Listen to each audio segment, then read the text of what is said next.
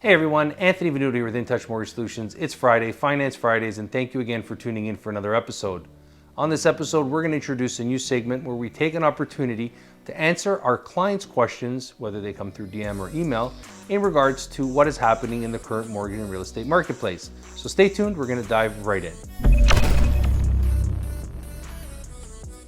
Once again, I want to take this opportunity to thank all our continued supporters and viewers, everyone leaving us comments, questions via email or DM, and we're going to be looking at answering those questions to help increase everyone's financial literacy when it comes to mortgages and real estate and everything in between. With the questions that are coming in right now, there is a lot of conversation happening in the Canadian mortgage and real estate marketplace as we see the headlines coming across.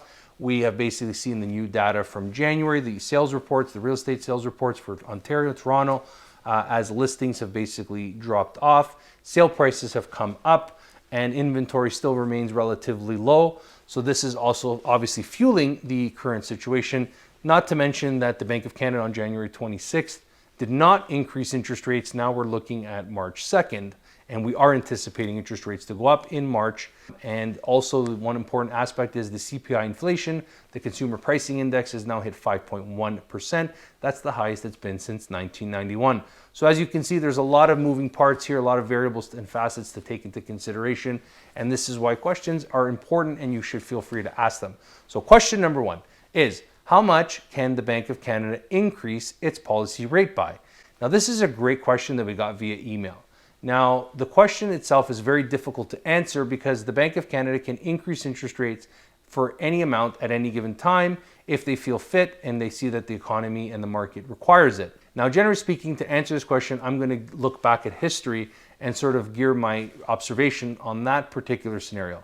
So what we've seen is that the Bank of Canada generally increases interest rates by 0.25% at a time, maybe 0.5% if they feel that they need to. And obviously we're in different circumstances right now as inflation is at an all-time high, as I mentioned earlier. So maybe they might be a little bit more aggressive and go 0.5%. But generally I would say 0.25% increment would be what I would anticipate coming on March 2nd. But as I said, they can go 0.5%, 0.25%, they can even jump 1% if they really wanted to. But you do have to understand one thing is that the Bank of Canada's job is, yes, to bring inflation target back down to 2%, but they need to also monitor what is happening. If they overstretch themselves by increasing it too hard, too fast, they can send a shockwave through the economy as well as into the markets, and that is something that they don't want to do. So they're going to be very cautious, and they're going to maybe increase it 0.25%, 0.5%, and then sit back and monitor what's going to happen before the next increase. Question number two is actually, Anthony, what are your suggestions on fixed or variable? And obviously the reason why I'm addressing this question is because I had it come up several times and I do want to address it. So I can't really advise a client whether to take a fixed or variable rate mortgage. It's up to you to make that decision with the people that you have on the mortgage, whether it's your partner, your wife, whoever it may be who's joining you on that mortgage and making those payments.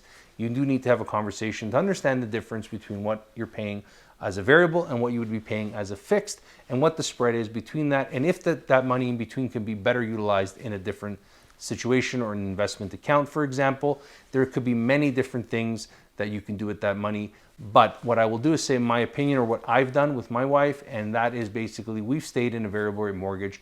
I've been in a variable rate mortgage for the last 12, 15 years now, and I would probably never go into a fixed rate mortgage. That's just my personal belief, and that is because depending on where you are in your journey, if you're looking to move, reinvest, invest in real estate, build wealth, it can be a very bad idea to be locked into a fixed rate mortgage because the penalties are much higher. And when I look at the 10-year window for the last years that I've been in a variable rate mortgage, it has gone up and down, but when you do the math and you look over a 10-year window, the variable rate has always outperformed in my particular scenario. Now, please, you can't take that as a advice for you to make that decision and stay variable. That is something that you need to do. And this question was geared towards me, sort of saying, Anthony, what do you suggest? What would you do? And what I do is basically stay in a variable rate mortgage no matter what the scenario is.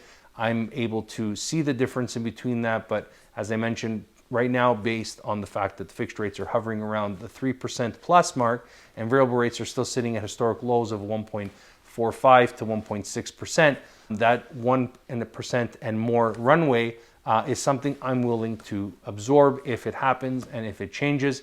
And we'll be doing another video. I'll be posting some more information for variable rate mortgages coming up next week.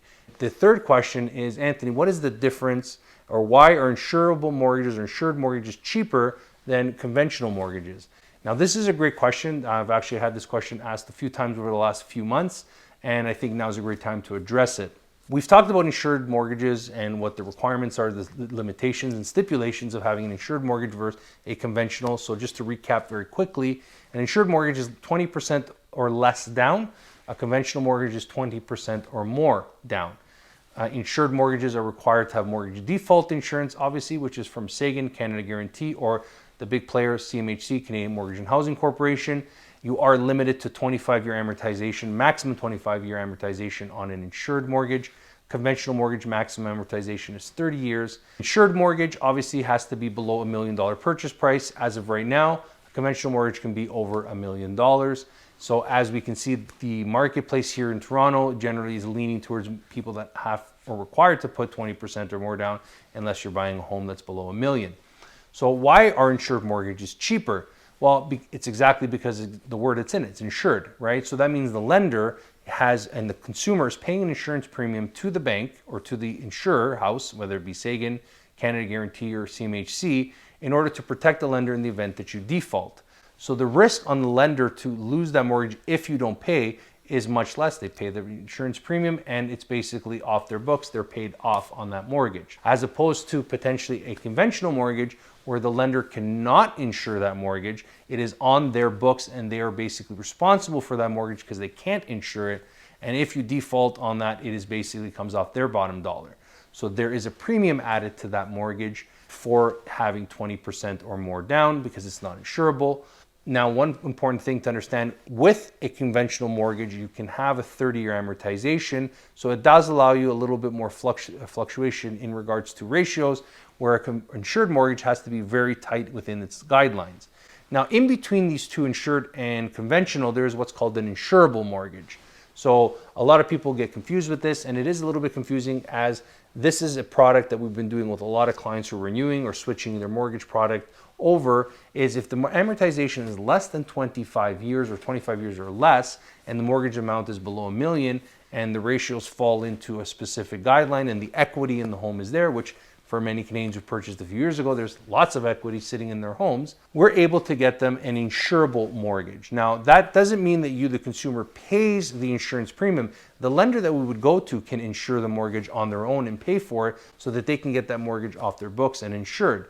So, and there is an advantage to doing that when you look at it, but there are some particular setbacks and some stipulations, and which I do suggest talking to your mortgage broker about and looking at those options.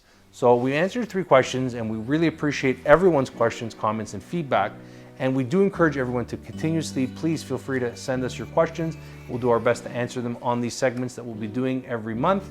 And we hope you found this video helpful. It's Friday, it's Finance Fridays, and we wish you a great evening and a great weekend ahead. Thank you again for tuning in, and we'll see you next week.